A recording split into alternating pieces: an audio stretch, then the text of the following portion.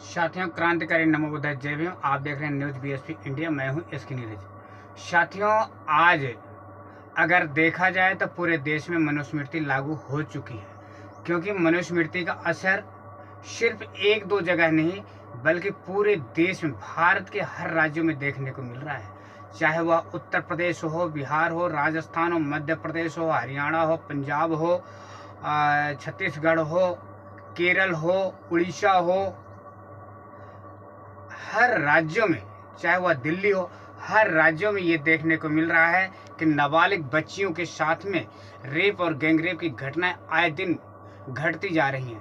अभी 16 साल की नाबालिग बच्ची के साथ में दरभंगा में 10 लोगों ने गैंगरेप किया। साथियों, आखिर ऐसा क्यों हो रहा है? ये कौन लोग हैं? इनको बढ़ावा कौन लोग देते हैं? आखिर इनके हौसले बुलंद क्यों हैं?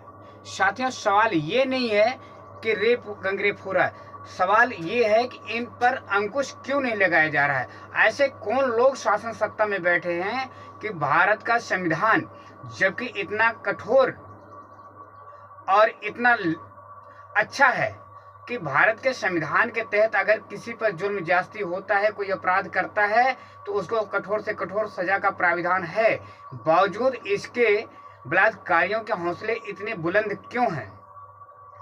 आप देख रहे हैं कि आए दिन किसी ना किसी प्रदेश में रोज प्रतिदिन रेप गैंगरेप की घटनाएं सामने आ रही हैं। ऐसे में दरभंगा में 16 साल के नाबालिग बच्ची के साथ में 10 लोगों ने गैंगरेप की घटना को अंजाम दिया है। मैं जानना चाहता हूं कि प्रदेश के सीएम और देश के पीएम क्या कर रहे हैं। आखिर वो कब संविधान का उपयोग करेंगे और उनकी ड्यूटी क्या बनती है? उनकी ड्यूटी तो यही बनती है ना, लोगों को मान सम्मान, स्वाभिमान, रक्षा, सुरक्षा, रोजगार की व्यवस्था करें। अगर ऐसा करने में असफल हैं तो मैं आप लोगों से यही कहना चाहूंगा कि ऐसे निकम्मी सरकारों को आप लोग ना चुने जो कि आपकी रक्षा और सुरक्षा ना कर सके। साथियों, पूरे देश में आज माहौल गर्म है, पूरे देश का माहौल खराब है। जहां देखो वहां पर हवस के शिकारी बैठे हुए हैं, नाबालिग बच्चियों को हवस का शिकार बना रहे हैं। कहीं रेप करके उन्हें फांसी पर लटका दिया जाता है, कहीं रेप करके उनकी हड्डियां तोड़ दी जाती हैं, कहीं रेप करके उन्हें जान से मार दिया जाता है। ऐसी घटनाएं आम हो गई हैं और इसके लिए कोई और नहीं, शासन प्रशासन जिम्मेदार है। क्योंकि मैं ये कहना चाहता हूं कि जब कोई ऐसा अपराधी पकड़ा जाए उसे सख्त से सख्त सजा दी जाए और ऐसी कठोर सजा दी जाए कि जिससे कि दूसरा देख करके पीछे हट जाए, उसकी रूह कांप जाए कि काश अगर ये गलती मैं करूंगा तो ऐसी सजा मुझे भी मिलेगी। जब तक ऐसी घटनाओं में सजा का प्रावधान सरकारें नहीं करेंगी तब तक ये घटनाएं रुक नहीं सकती, क्योंकि घटना को अंजाम देने वाले वही लोग हैं, उन्हीं समाज के लोग हैं जिन समाज के लोगों की आज सरकारें चल रही हैं और ऐसे लोगों पर, ऐसे परिवारों पर जुल्म ज्यादती करते हैं जो इस देश के खास करके आदिवासी हैं, मूल निवासी हैं, इस देश के बशिंदे हैं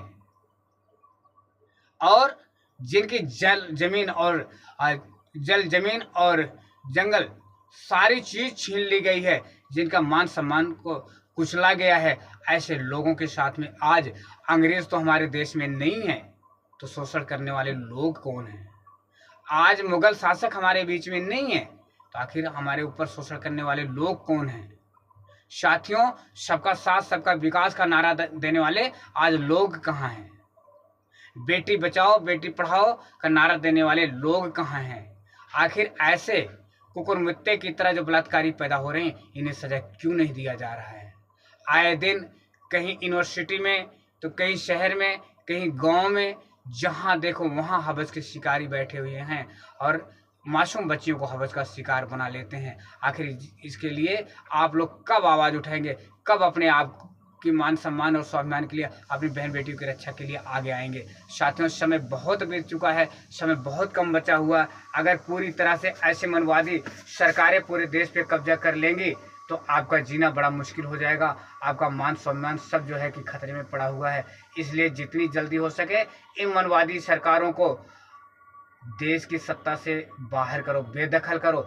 जब तक इनके हाथ में कानून व्यवस्था रहेगी तब तक ये चुस्त दुरुस्त नहीं कर सकते, क्योंकि जान करके बलात्कारी पैदा कर, जान करके अपराधी पैदा कर रहे हैं। किसी को कठोर सजा नहीं दी जाती है। अभी आगरा में आपने देखा रामजी लाल सुमन के घर पर, वही उत्तर प्रदेश की पुलिस है जो ये दावा करती है कि हम गुंडों को ठोक देंगे, हम बुलडोजर चला देंगे। वहाँ पे करगिल सेना के लोग आकर के बुलडोजर चलाते हैं और 10 पुलिस वाले घायल हो जाते हैं।